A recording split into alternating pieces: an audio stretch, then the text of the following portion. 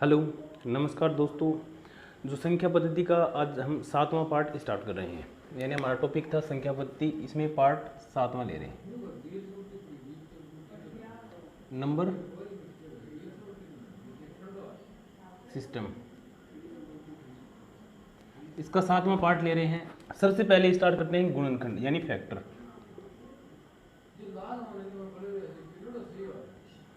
गुणनखंड यानी फैक्टर, यहाँ से एग्जाम में एक दो क्वेश्चन पूछा जाता है। किस प्रकार क्वेश्चन आता है कि एक संख्या दे दी जाएगी आपको, उसमें पूछेंगे कि गुणनखंडों की संख्या कितनी होगी, या फिर उसमें पूछ लेंगे कि अभाज्य गुणनखंडों की संख्या बताइए, या फिर उसमें पूछ लेंगे कि भाज्य गुणनखंडों की संख्या बताइए, या फिर उसमें पूछ लेंगे कि गुणनखंडों का योग। यानी 4 प्रकार के क्वेश्चन इसमें से बढ़ते हैं। एक तो बनता है गुणनखंडों की संख्या ज्ञात करना। गुणनखंडों की संख्या ज्ञात करना,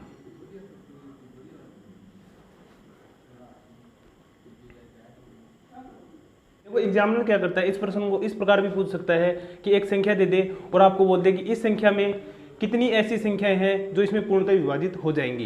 यानी गुणनखंडों की संख्या का मतलब यही होता है कि किसी संख्या में कितनी संख्याओं का भाग जा सकता है।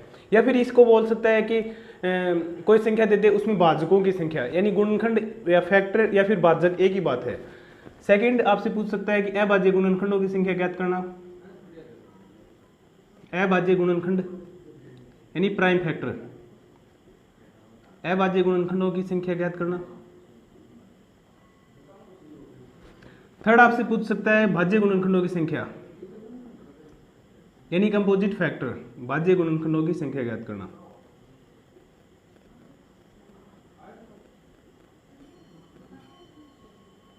या फिर पूछ सकता है फोर्थ, किस प्रकार का हो सकता है, गुणनखंडों का योग, यानी जितने भी गुणनखंड हैं उस संख्या के उनका टोटल योग कितना होगा, गुणनखंडों का योग ज्ञात करना।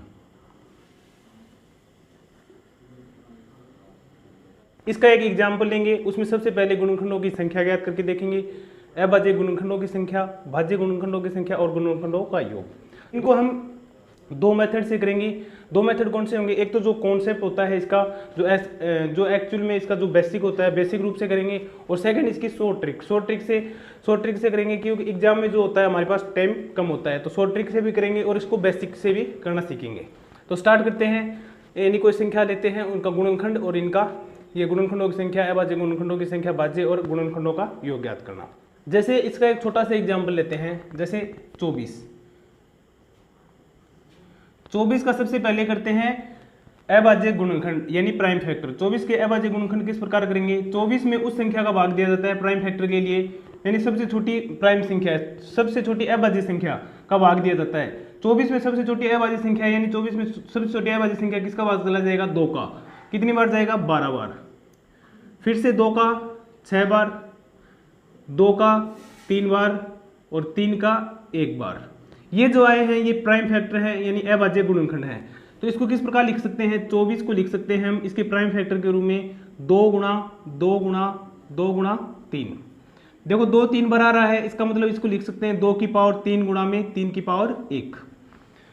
ये तो है 24 के प्राइम फैक्टर। और 24 के गुणनखंड कौन कौन से हैं, देखो 24 में किस किस संख्या का भाग जाता है, इसको सोल्व करें तो किस प्रकार होगा। 24 में 24 का भाग जाता है, 12 का भाग जाता है, 8 का भाग जाता है, 6 का भाग जाता है, 4 का भाग जाता है, 3 का भाग जाता है, 2 का भाग जाता है, 1 का भाग जाता है।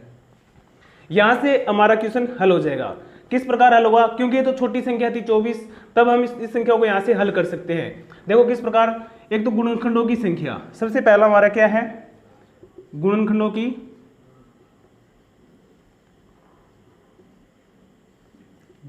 की संख्या ज्ञात करना। तो देख लिए हमने 24 के कौन कौन से गुणनखंड हैं, यानी 24 के कौन कौन से भाजक हैं। एक तो 24, 1 2 3 4 5 6 7 8, यानी गुणनखंडों की संख्या कितनी हो गई, 8। हम इस मेथड से नहीं करेंगे, हमको करना है इसको शॉर्ट ट्रिक से। शॉर्ट ट्रिक से किस प्रकार करेंगे, देखो गुणनखंडों की संख्या अगर आपको निकालनी हो तो इस प्रकार इसको प्राइम फैक्टर के रूप में लिख लेते हैं। सब इसका जो शॉर्टेस्ट फॉर्म होता है, शॉर्टेस्ट फॉर्म में इसको लिख देते हैं। क्या है इसकी शॉर्टेस्ट फॉर्म, 2 की पावर 3 गुणा 3 की पावर 1, इस प्रकार लिख लिया।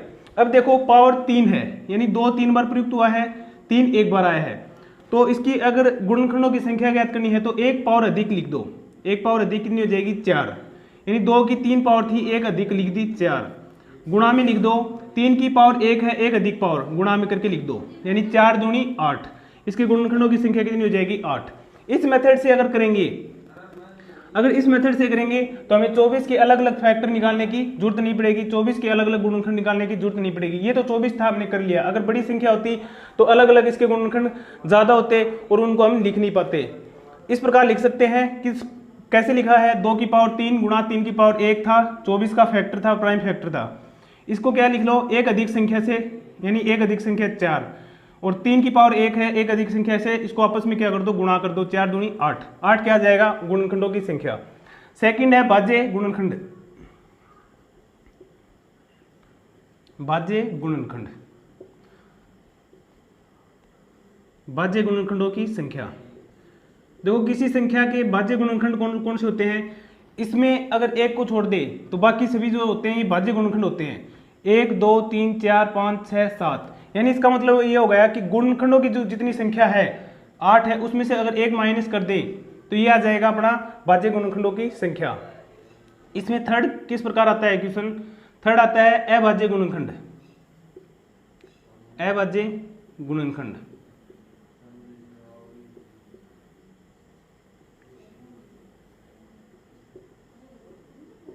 अभाज्य गुणनखंड की संख्या। अभाज्य गुणनखंड की जो संख्या होती है वो यहां से देख सकते हैं, जैसे 2 2 2 और 3, ये क्या है, 4 अभाज्य गुणनखंड है इसके, यानी अभाज्य गुणनखंडों की जो संख्या है वो 4 है। हमें इसकी शॉर्ट ट्रिक देखनी है। शॉर्ट ट्रिक इसके लिए तो एक ठीक है, 24 के लिए तो ये मेथड ठीक है क्योंकि हमने ये देख लिया कि 4 है। लेकिन संख्या अगर आपको इस प्रकार दे दे, इस प्रकार, तो पूछे कि इसमें अभाज्य गुणनखंड कौन से हैं, 2 की पावर 3 गुणा में 3 की पावर 1 है। इसके साथ देखो 2 और 3 दोनों ही क्या है, प्राइम नंबर है, यानी अभाज्य संख्या है। 2 भी अभाज्य संख्या होती है और 3 भी अभाज्य संख्या। तो क्या हो जाएगा, इसकी पावर कितनी है 3 प्लस इसकी पावर कितनी है 1, 3 और 1 कितना हो जाएगा 4, यानी अभाज्य गुणनखंडों की जो संख्या है वो 4 होगी। किस प्रकार होगी, इसका मतलब ये हुआ कि जो 24 के गुणनखंड किए उसमें 2 जो नंबर था, 2 जो हमारा प्राइम नंबर था वो 3 बार आ रहा है, यानी 3 बार, और जो 3 प्राइम नंबर था इसके गुणनखंड में 1 बार आ रहा है, 3 और 1 कितने हो जाएंगे 4। ज्यादातर क्वेश्चन इसी से आता है कि एक संख्या दे दी जाएगी, इस प्रकार दी जाएगी वो संख्या, और वो पूछा जाएगा कि इसमें अभाज्य गुणनखंडों की संख्या कितनी होगी। इसके बाद में नेक्स्ट है हमारा फोर्थ है गुणनखंडों की संख्या ज्ञात करना, सॉरी गुणनखंडों का योग ज्ञात करना, गुणनखंडों का योग ज्ञात करना।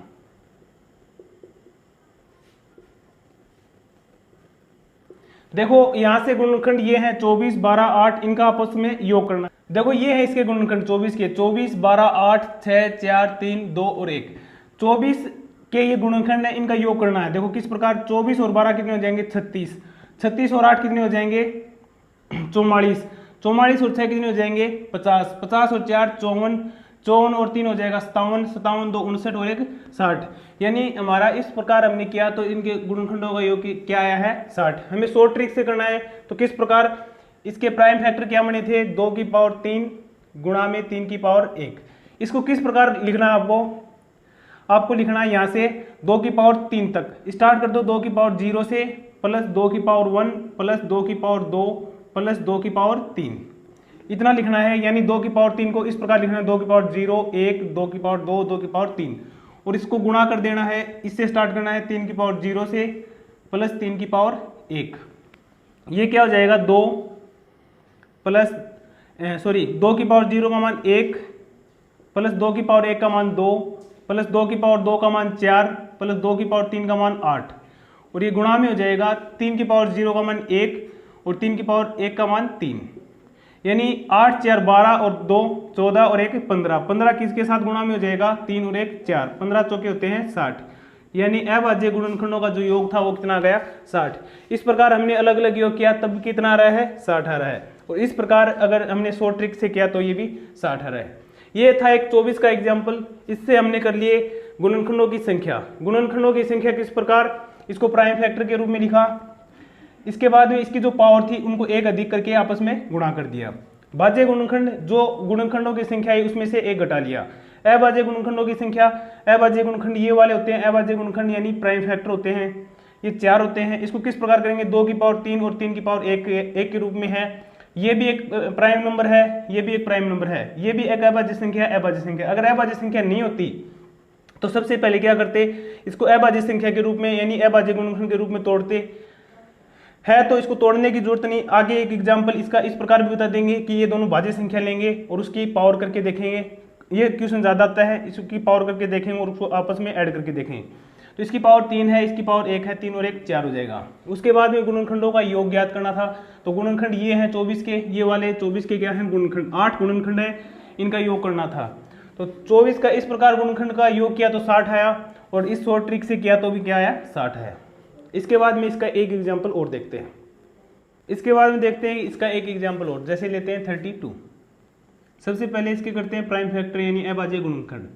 2 का भाग जाएगा 16 बार, और 16 में 2 का भाग जाएगा 8 बार, 8 में 2 का भाग 4 बार, 4 में 2 का भाग 2 बार, और 2 में 2 का भाग 1 बार। इसके जो प्राइम फैक्टर बने हैं वो कितने बने हैं, 2 की पावर 5 यानी 1 2 3 4 5। तो सबसे पहले हमें क्या करना है, 32 के जो गुणनखंड होंगे वो कौन कौन से होंगे, जैसे एक तो 32 हो गया, एक हो गया 16, एक हो गया 8, एक हो गया 4, इसका एक गुणनखंड हो गया 2, और एक गुणनखंड हो गया इसका 1, यानी 1 2 3 4 5 और 6 इसके गुणनखंड हुए हैं। तो सबसे पहले हमें करना है गुणनखंडों की संख्या, गुणनखंडों की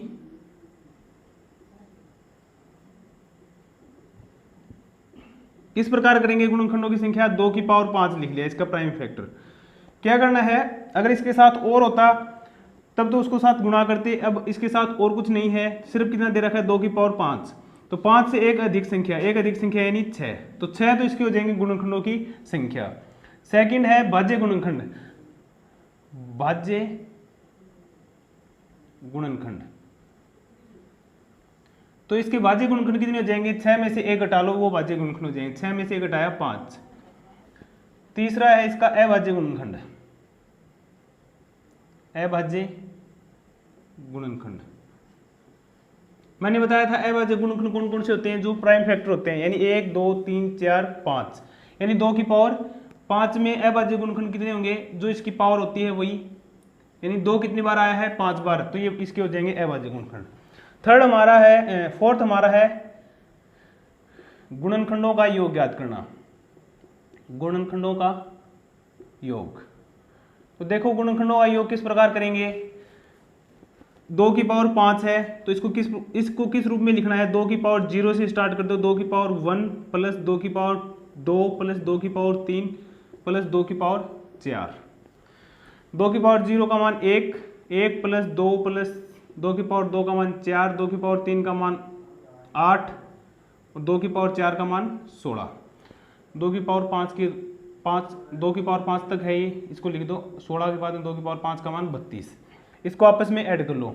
32 और 16 48, 48 और 8 56, 56 और 4 60, 60 और 3 63, यानी इसका योग कितना आ गया 63। ये आ गया गुणनखंडों का योग। देखो इसका एक एग्जाम्पल और लेते हैं, जैसे 340। आपको बोलते हैं कि 340 में गुणनखंडों की संख्या कितनी होगी, या फिर 340 में अभाज्य गुणनखंडों की संख्या कितनी होगी, या फिर 340 में भाज्य गुणनखंड, या फिर 340 में गुणनखंडों का योग कितना होगा। तो सबसे पहले इसके फैक्टर बनाने पड़ेंगे आपको। सबसे पहले इसके फैक्टर बनाते हैं, 2 से जाएगा, ये 2 से डिवाइड होगा, यानी 2 एकम 2, 1 बच गया, आगे 4 है, 2 7 14 और आगे 0। 2 से फिर से होगा डिवाइड, 2 8 होते हैं 16, और यहाँ पे बच गया 1 और 2 5 10। ये किससे होगा डिवाइड, ये हो जाएगा 3 से डिवाइड नहीं होगा, 8 और 5 14 होते हैं। अगर 3 से डिवाइड होता तो इसका मतलब इनके अंकों का योग क्या होता है, 3 से पूर्णतः विभाजित होता। तो 5 से डिवाइड होगा कितनी बार, 17 बार, और ये होगा 17 से अकेला, 17 और 1। ये 340 के फैक्टर किस प्रकार बने हैं, 2 गुणा में 2, 2 दूनी 4, और 4 गुणा में 5, 4 5 20, और 20 को अगर 17 से गुणा किया तो कितना आ जाएगा 340। इसके इस प्रकार फैक्टर बना ली, इसके इस प्रकार फैक्टर बना लेने हैं आपको। उसके बाद में इसके फैक्टर को लिख दो, 2 की पावर 2 गुणा में 5 गुणा में 17। अब करते हैं इस क्वेश्चन को हल। सबसे पहला हमारा था 1 नंबर, गुणनखंडों की संख्या, गुणनखंडों की संख्या। देखो 5 की पावर 1 है और 17 की पावर भी 1 है। यहां से गुणनखंडों की संख्या के लिए मैंने क्या मेथड बताया था कि सबसे पहले देखो इस संख्या की पावर कितनी है 2, तो 1 अधिक पावर लिख दो, गुणा में दूसरी संख्या पावर है 1, 1 अधिक, गुणा में तीसरी संख्या की पावर 1 है तो 1 अधिक पावर यहाँ पे लिख दो, आपस में गुणा कर दो, 3 दूनी 6, 6 दूनी 12। यानी इसका मतलब ये हो गया 340 की क्या है 12 गुणनखंड है, यानी 340 में ऐसी 12 संख्या है जिसका पूरा पूरा भाग चला जाएगा। या फिर कह सकते हैं कि 340 के बाद को ये संख्या कितनी है 12। दूसरा हमारा सेकंड है भाज्य गुणनखंड। जो 340 है इसके भाज्य गुणनखंड कितने होंगे, तो मैंने भाज्य गुणनखंड के लिए क्या बताया था, जो गुणनखंड है उनमें से एक माइनस कर दो। गुणनखंडों की संख्या 12 है, 12 में से एक माइनस किया यानी 11 इसके क्या हो जाएंगे भाज्य गुणनखंड। थर्ड हमारा है, ये जो थर्ड हम कर रहे हैं अभाज्य गुणनखंड, ये इंपॉर्टेंट भी है, क्वेश्चन यहीं से आता है, ज्यादातर क्वेश्चन आता है यहाँ से कि अभाज्य गुणनखंड ज्ञात करो। इसका एक अन्य अलग से एग्जाम्पल लेके बता देंगे कि क्वेश्चन किस प्रकार आता है। अभाज्य गुणनखंड कौन कौन से होंगे, देखो ये संख्याएं हैं 2, 5 और 17, यानी 1, 2, 3, 4, इसके 4 अभाज्य गुणनखंड है। किस प्रकार करेंगे, इससे इसकी पावर कितनी है 2, इसकी पावर कितनी है 1, इसकी पावर कितनी है 17 की 1, 2 और 1 3 और 1 4, इसके अभाज्य गुणनखंडों की संख्या क्या हो जाएगी 4। तो उसके बाद में करते हैं फोर्थ है, उसके बाद में करते हैं फोर्थ कौन सा रह गया, गुणनखंडों का योग ज्ञात करना, गुणनखंडों का योग। किस प्रकार करेंगे, देखो ये लिख रखा है 2 की पावर 2 गुणा में 5 की पावर 1 गुणा में 17 की पावर 1, इसको लिख लेंगे 2 की पावर 2 को किस प्रकार, 2 की पावर 0 प्लस 2 की पावर 1 प्लस 2 की पावर 2, गुणा में 5 की पावर 1 को किस प्रकार लिखेंगे, 5 की पावर 0 प्लस 5 की पावर 1, गुणा में 17 की पावर 1 है, 17 की पावर 0 प्लस 17 की पावर 1, इस रूप में लिख लेना है। इसको हल कर दो, क्या हो जाएगा, 2 की पावर 1 का मान 1, 2 की पावर 0 का मान 1, 2 की पावर 1 का मान 2, 2 की पावर 2 का मान 4, 5 की पावर 0 का मान 1, 5 की पावर 1 का मान 5, 17 की पावर 0 का मान 1, 17 की पावर 1 का मान 17, ये हो जाएगा 4 2 6 और 1 7, गुणा में 5 और 1 6, और उसके बाद में है 17 और 1 18। देखो 7 के 42 और 42 को गुणा कर दो 18 से, अगर 42 को 18 से गुणा करें तो किस प्रकार हो जाएगा, 8 दूनी 16, 8 चौके 32 और 1 33, 42 से कम 42, 6 3 2 5 4 3 7, यानी 756। 756 क्या रहा इसका गुणनखंडों का योग। सबसे पहले मैंने किया गुणनखंडों की संख्या, किस प्रकार की जो संख्या दे रखी है, ये जो इसके प्राइम फैक्टर दे रखे हैं इसमें पावर को 1 अधिक कर दो, 3, 5 की 1 अधिक 2, 7 की पावर 1 है 1 अधिक 2, 3 दूनी 6 दूनी 12, इसकी क्या हो जाएंगे गुणनखंडों की संख्या। भाज्य गुणनखंड 12 में से 1 कम, अभाज्य गुणनखंड ये वाले होते हैं अभाज्य गुणनखंड, 2 प्लस 1 4। गुणनखंडों का योग ज्ञात करना, तो इसको इस रूप में लिख के इसको सरल कर दो तो इसका योग आ जाएगा 756। अब जो ज्यादातर क्वेश्चन पूछा जाता है वो यहाँ से पूछा जाता है, अभाज्य गुणनखंडों की संख्या ज्ञात करना। किस प्रकार क्वेश्चन एग्जाम में आता है देखते हैं। देखो क्वेश्चन किस प्रकार आता है इसका, जैसे 15 की पावर 17 गुणा में 14 की पावर 21 गुणा में 7 की पावर 3 में अभाज्य गुणनखंडों की संख्या ज्ञात करो। अभाज्य गुणनखंडों की संख्या ज्ञात करो।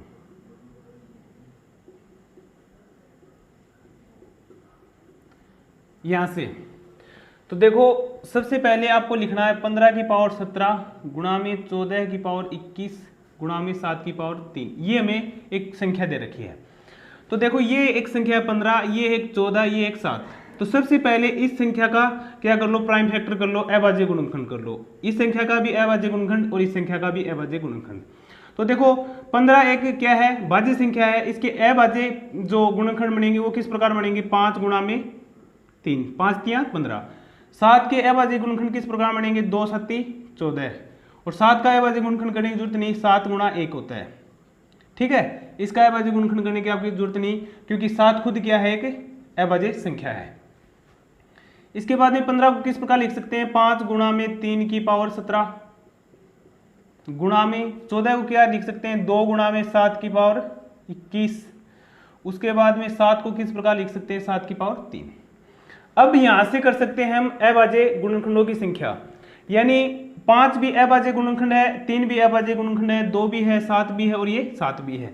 तो इसको किस प्रकार लिख देंगे, 5 की पावर 17, दोनों के साथ पावर है कोष्टक में, इसका मतलब है दोनों के इसका मतलब ये हुआ कि 5 के साथ भी पावर 17 है और 3 के साथ भी पावर 17 है, गुणा में 3 की पावर 17 है, गुणा में क्या है 2 की पावर 21 है, गुणा में 7 की पावर भी 21 है, और गुणा में 7 की पावर कितनी है, 3। अब इन पावर को, जैसे हमने इससे पहले वाले क्वेश्चन में किया था कि ये संख्याएं थी अभाज्य संख्याएं थी, और उनकी पावर को हमें आपस में ऐड किया था, किसके लिए, अभाज्य गुणनखंडों की संख्या ज्ञात करने के लिए। तो ऐड कर दो 17 में, ऐड कर दो 17, उसके बाद में पावर है 21, उसके बाद में पावर है 21, और उसके बाद में पावर है 3। इसको आपस में ऐड कर लो, 17 और 17 हो जाएंगे 34, और 21 और 21 हो जाएंगे 42, और इसमें हो जाएगा 3। 42 और 3 होता है 45, 45 में 34 ऐड कर दो, 45 और 34 कितने हो जाएंगे, 79। ये हो गया हमारा अभाज्य गुणनखंडों की संख्या, यानी कितनी अभाज्य गुणनखंडों की जो संख्या आई वो आई है 79, यानी 79। देखो एक क्वेश्चन आता है, या तो कोई संख्या आपको लंबी संख्या, बड़ी संख्या मल्टीप्लाई में दे देगा और पूछ लेगा कि इसको आपस में अगर गुणा करें तो लास्ट में, यानी लास्ट का जो अंक यानी इकाई का अंक क्या आएगा, या फिर वही गुणा क्या हो पावर के रूप में। यानी दो प्रकार का क्वेश्चन बन गया। एक प्रकार तो इस प्रकार आ सकता है कि एक संख्या मल्टीप्लाई में दे दे, जैसे ये आ जाए 15 गुणा में 7 गुणा में 119, और पूछ ले कि इस संख्या को आपस में गुणा करें तो इकाई के स्थान पे कौन सा अंक आएगा। या फिर एक प्रकार का क्वेश्चन इस प्रकार आ सकता है कि 15 की पावर 119, इसमें से पूछ लेगा कि इस संख्या को हल करें तो इसमें इकाई का अंक क्या आएगा। या दोनों का कंबाइंड रूप आपसे पूछ सकता है, किस प्रकार, जैसे दे दे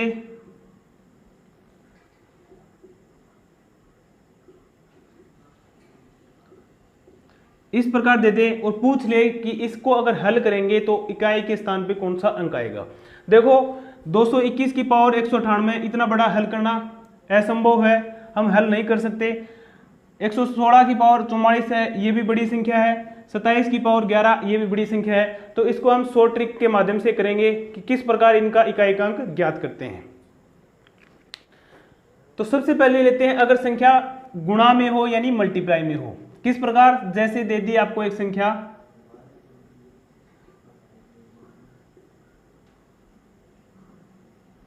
जैसे ये दे दी और पूछे को सरल करने पर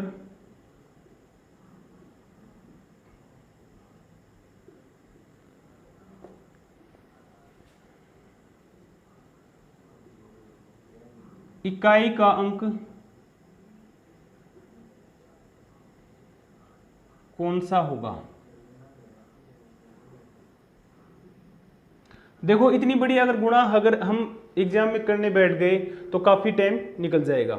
तो इसके लिए आपको एक कॉन्सेप्ट याद रखना है, अगर किसी गुणा में इकाई अंक को आपस में गुणा करें, जैसे इसका इकाई का अंक क्या है 5, इसका 7 है, इसका 8 है, इनको ही अगर आपस में गुणा कर ले तो जो अंक इकाई का अंक इनकी गुणा में आएगा वही अंक इसकी पूरी गुणा में भी वही अंक आने वाला है। किस प्रकार, जैसे 13 गुणा में 12 है, आपसे पूछे कि 13 और 12 को आपस में गुणा करें तो इकाई के स्थान पे क्या आएगा, आप डायरेक्ट बता सकते हो 3 दूनी 6।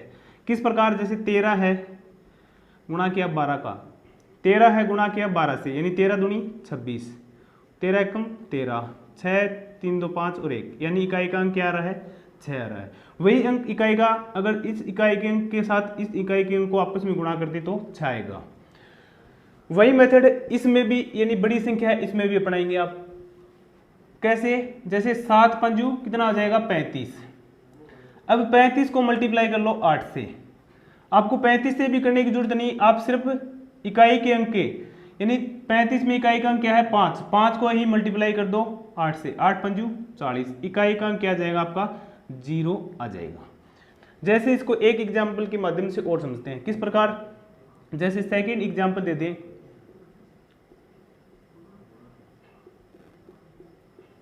और बोलते हैं कि इसमें आपस में गुणा करने पर इकाई अंक क्या आएगा। किस प्रकार करेंगे, इसका इकाई अंक देख लो, इसका इकाई अंक और इसका इकाई अंक, इसका भी इकाई का अंक 9 सती 9 छिके 54, 54 में इकाई का अंक कितना 4, तो 5 को भी छोड़ दो और 4 को गुणा कर दो 7 से, 7 चौके होते हैं 28, यानी 7 को अगर 4 से गुणा किया तो 28, तो इकाई का अंक क्या आ जाएगा 8। यानी कोई भी गुणा है, जैसे इसका एक एग्जाम्पल और देख लो अगर नहीं समझ में आया तो, जैसे 119 को गुणा किया और इसको गुणा किया, बड़ी संख्या की तरफ ध्यान नहीं देना, आपको सिर्फ इकाई का अंक ही देखना है। तो इसमें इकाई का अंक है 9 और इसमें 6, 9 छिके 54 और 54 को गुणा कर देना है आपको 8 से। इसमें 54 से भी नहीं करना गुणा, 54 में इकाई का अंक 4, 4 को 8 से कर दो, 8 चौके 32। इसका मतलब ये हो गया, अगर इस पूरी संख्या को कैलकुलेट किया जाए, गुणा किया जाए, तो इसका मतलब जो लास्ट में इकाई का अंक होगा वो 2 ही होगा। इस संख्या में अगर आपस में गुणा कर दें तो जो लास्ट में इकाई का अंक होगा वो 8 होगा। अगर इस संख्या को आपस में गुणा किया जाए तो जो इकाई का अंक होगा वो 0 होगा। ये तो था एक गुणा में किस प्रकार इकाई का अंक ज्ञात करते हैं। जो क्वेश्चन आता है वो कंबाइंड रूप आता है, गुणा में भी होगा और पावर के रूप में भी होगा। कैसे करते हैं देखिए, अगर कोई संख्या पावर में दी हो, अगर कोई संख्या पावर में दी हो और उसमें आपको इकाई का अंक पूछे, तो सबसे पहले एक कॉन्सेप्ट लेते हैं। किस प्रकार, जैसे 2 की पावर 1 का मान कितना होता है 2, 2 की पावर 2 का मान होता है 4, 2 की पावर 3 का मान होता है 8, 2 की पावर 4 का मान होता है 16, 2 की पावर 5 का मान होता है 32, 2 की पावर 6 का मान होता है 64, 2 की पावर 7 का मान होता है 128, 2 की पावर 8 का मान होता है 256, 2 की पावर 9 का मान होता है 512। आपसे जैसे छोटा सा अगर मैं एग्जांपल लूँ, पूछे कि 2 की पावर 9 में अगर इसको सरल करें तो इकाई का अंक क्या होगा। देखो ये तो छोटा सा है, आप याद भी रख सकते हो 2 का जो पावर है, लेकिन क्वेश्चन इस प्रकार आए कि 116 की पावर 119 में इकाई का अंक क्या होगा, वो हम नहीं कर पाएंगे सोल्व। तो सबसे पहले ये तो सोल्व कर सकते हैं, लेकिन हम सोल्व नहीं, इसका जो कॉन्सेप्ट बनता है वो किस प्रकार बनता है वो देखते हैं। यहाँ से देख सकते हैं कि 2 की पावर 9 में क्या है, इकाई का अंक 2 आ रहा है। लेकिन अगर ध्यान से देखें तो ये 2 की पावर 1 है, इसके बाद में देखो इसमें इकाई का अंक क्या आ रहा है 2 आ रहा है। और कौन सी संख्या है जिसमें इकाई का अंक 2 आ रहा है, ये 2 की पावर 5, यानी इसमें आ रहा है 2 की पावर 5 में भी इकाई का अंक 32 आ रहा है। इसके बाद में देखो 4 आ रहा है 2 की पावर 6 में, यानी इकाई का अंक ये भी समान आ रहा है। 8 यहाँ पे समान आ रहा है, 16 यहाँ पे समान आ रहा है, और फिर से 2 यहाँ पे भी समान आ रहा है। इसका मतलब ये हुआ, देखो पावर थी 2 की पावर 1, इससे आगे चले 1 बार 2 बार 3 बार और 4 बार, चौथी बार क्या हुआ, वही पावर फिर से रिपीट हो गई। चौथी बार, प्रत्येक चौथी बार क्या होता है, वही पावर रिपीट हो जाती है। इसका मतलब क्या हो गया कि अगर इसकी पावर 9 है, 2 की पावर 9 है, इसमें अगर 4 का भाग दे लें, इसका मतलब ये हुआ अगर 2 की पावर 9 में 4 का भाग दे लें तो शेषफल कितना बचा, शेषफल बचा 4 का भाग देने पर शेषफल कितना बचा, 4 दूनी 8 और 1 9। इसका मतलब ये हो गया कि वही मान, वही इकाई का अंक आएगा जो 2 की पावर 1, यानी शेषफल करें 2 की पावर 1 में जो इकाई का अंक है वो, जो 2 की पावर 9 में इकाई का अंक क्या था, देखो 2 था, और 2 की पावर 1 में इकाई का अंक क्या था 2 था, समान आ रहा है। यानी जो भी इकाई का अंक देखना है तो उसकी जो पावर दे रखी है उसमें 4 का भाग दे लें, और जो शेषफल आए, अगर शेषफल 1 आ रहा है तो उस संख्या की पावर 1 कर दें, अगर शेषफल 2 आ रहा है तो उस संख्या की पावर 2 कर दें, अगर शेषफल 3 आ रहा है तो उसकी पावर 3 कर दें, अगर शेषफल 4 तो नहीं आएगा, शेषफल 0 आएगा, अगर 0 आ रहा है तो उसकी पावर कर दें 4,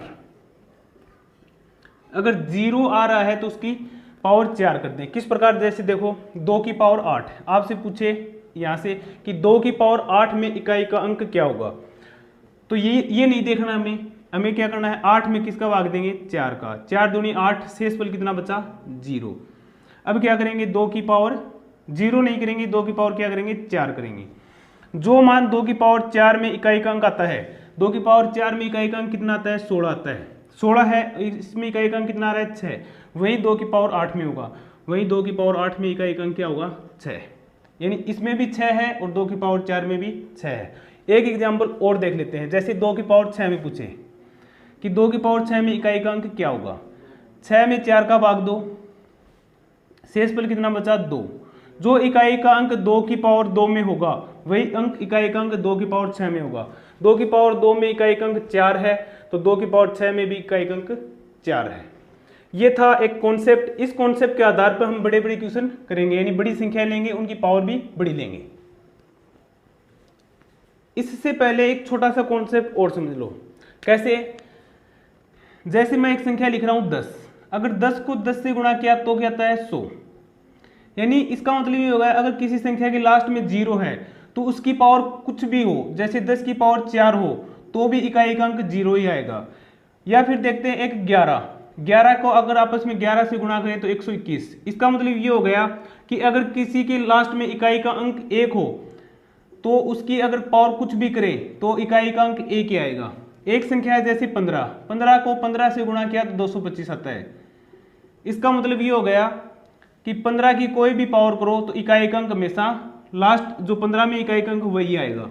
एक संख्या देखते हैं 16 की पावर 16 कितना होता है, 16 की पावर 2 कितना होता है 256, यानी 6 की पावर 2 भी कितनी होती है 36, 16 की पावर 2 भी कितनी होती है 256। इसमें भी इकाई का अंक 6, इसमें भी इकाई का अंक 6। और कोई भी संख्या देखो चाहे उसके अगर लास्ट में 6 है, अगर उसकी पावर करेंगे तो उसमें इकाई का अंक क्या आएगा, लास्ट में 6 ही आएगा। इसका मतलब ये हो गया, एक कॉन्सेप्ट बन गया कि 0, 1, 5 और 6, 0, 1, 5 और 6 अगर किसी संख्या के इकाई के स्थान पर हों,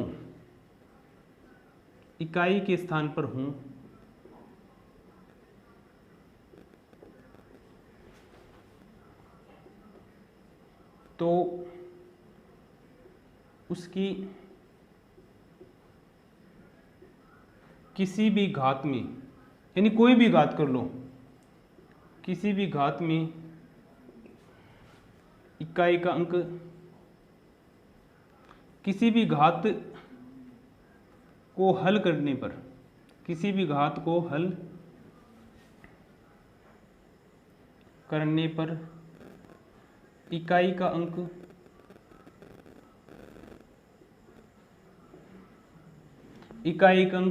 वही संख्या वही अंक आएगा। इकाई का अंक वही अंक आएगा।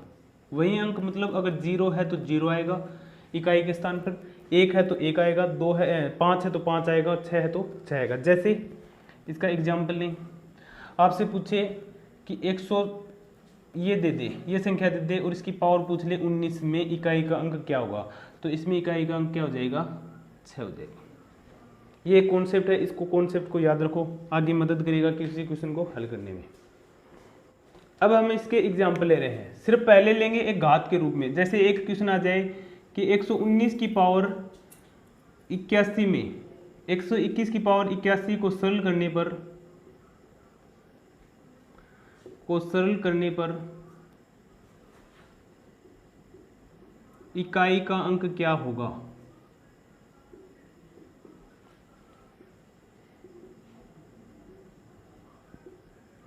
ये क्वेश्चन हमारा मान लो एग्जाम में आ गया। किस प्रकार करेंगे, सबसे पहले देखेंगे 81 में भाग देंगे 4 का और इसमें देखेंगे कि शेषफल क्या बच रहा है। तो 81 में अगर 4 का भाग दें, अगर 80 में 4 का भाग देते तो शेषफल नहीं बचता। हमें सिंपल पता है कि 80 में 4 का पूरा भाग चला जाता है। तो 81 में अगर 4 का भाग देंगे तो शेषफल बचेगा अपना 1, शेष बच गया 1। अब क्या करना है, हमें 119 की पावर ही 1 देख लेनी है। 119 की पावर 1 में अगर जो इकाई का अंक आएगा वही इस संख्या को हल करेंगे तब इकाई का अंक आएगा। 119 भी नहीं देखना, सिर्फ आपको देखना है 9 की पावर 1। 119 में इकाई का अंक क्या है 9, तो 9 की पावर 1 में देख लेना है कि 9 की पावर 1 को सरल करें तो इकाई का अंक क्या आएगा, तो इसमें इकाई का अंक आएगा 9। एक तो हो गया एग्जाम्पल इसका। ये एक एग्जाम्पल इसका और देखते हैं। जैसे एग्जाम्पल लेते हैं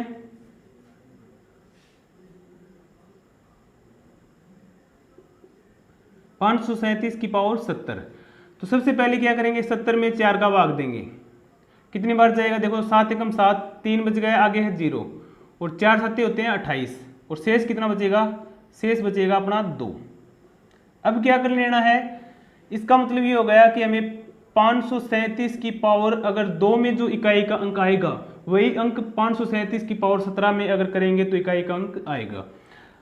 इतना भी हल नहीं करना आपको, आपको सिर्फ देखना है इस संख्या का इकाई का अंक। इस संख्या का इकाई का अंक क्या है, 7। अगर 7 की पावर 2 करें तो जो इकाई का अंक आएगा, यानी इकाई का अंक कितना आएगा, 49। तो इसका मतलब 49 में इकाई का अंक क्या है, 9। यानी जो अंक 7 की पावर 2 में इकाई का अंक आएगा 9, वही 537 की पावर 2 करेंगे तब इकाई का अंक आएगा 9, और वही आएगा 537 में अगर इसकी पावर 70 करेंगे तो इकाई का अंक आएगा 9। अब इससे जो एग्जाम में क्वेश्चन आता है उस प्रकार के क्वेश्चन देखते हैं। किस प्रकार से है,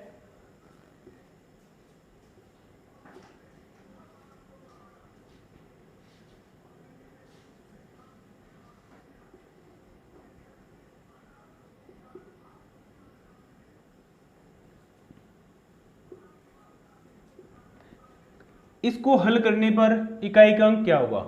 जो भी हमने कॉन्सेप्ट किए, सबसे पहला कॉन्सेप्ट किया था हमने मल्टीप्लाई वाला, तो इसमें वो भी आ जाएगा। एक संख्या हमने ली थी 0, 1, 5 और 6, ये वाला कॉन्सेप्ट देखा था, वो भी आ जाएगा क्योंकि इसमें लास्ट में 1 आ रहा है। एक हमने देखी थी इसके घात के रूप में, वो कॉन्सेप्ट भी इसमें आ जाएगा। यानी इस क्वेश्चन में हमने सारे कॉन्सेप्ट शामिल कर लिए। किस प्रकार, देखो सबसे 63 की पावर 31 है, 31 में क्या करेंगे, 31 में भाग देंगे 4 का, 4 7 28 होता है और 3 बच गया शेष, 3 क्या बच गया, शेष, 3 शेष बच गया। इसका मतलब 63 की पावर ही 3 करनी है आपको, 63 की पावर भी 3 नहीं करनी है आपको, क्या करना है 3 की पावर 3 ही करनी है। 3 की पावर 3 में इकाई का अंक क्या आता है, 3 की पावर 3 में इकाई का अंक आता है 9।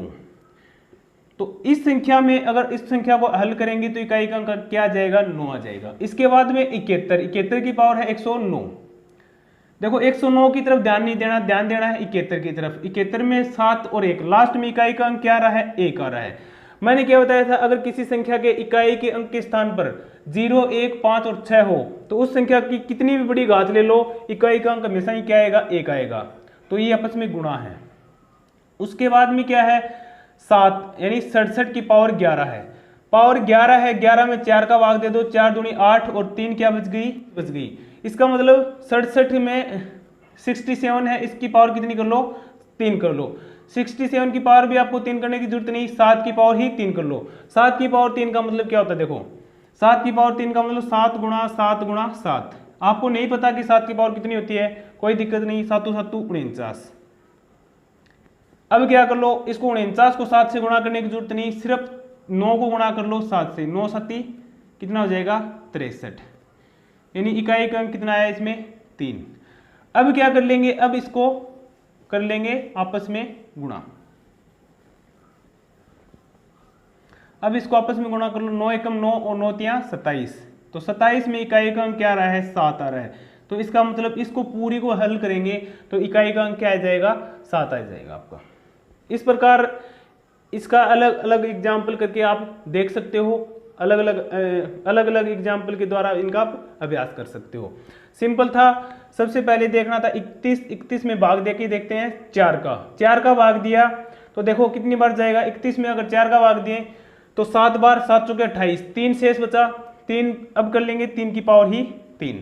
सेकंड में क्या करना है, 1 है, 1 करके देखने की जरूरत नहीं, क्योंकि अगर किसी संख्या की 0, 1, 5 और 6 इकाई के स्थान पे हो तो उसका मतलब ये होगा उसकी कितनी भी घात हो हमेशा इकाई के स्थान पर 1 ही आएगा, यानी इसमें 1 ही आया। उसके बाद जो तीसरा था 67 की पावर 11 में 4 का भाग दिया, 4 दूनी 8, 3 शेष बचा, तो 7 की पावर 3 कर लो। 7 की पावर 3 किस प्रकार कर सकते हैं, 7 गुणा 7 गुणा 7, ये हो जाएगा 49। 49 को अगर 7 से गुणा करें, करने की जरूरत नहीं, 9 को 7 से कर लो, 9 7 63, तो इकाई के स्थान पे क्या जाएगा 3।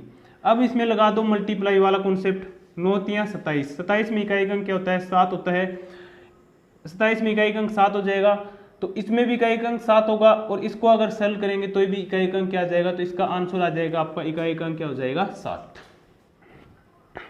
तो आज की क्लास में बस इतना ही। आज हमने पढ़े हैं गुणनखंड ज्ञात करना, गुणनखंडों की संख्या ज्ञात करना, गुणनखंडों का योग ज्ञात करना, भाज्य और अभाज्य गुणनखंडों की संख्या ज्ञात करना।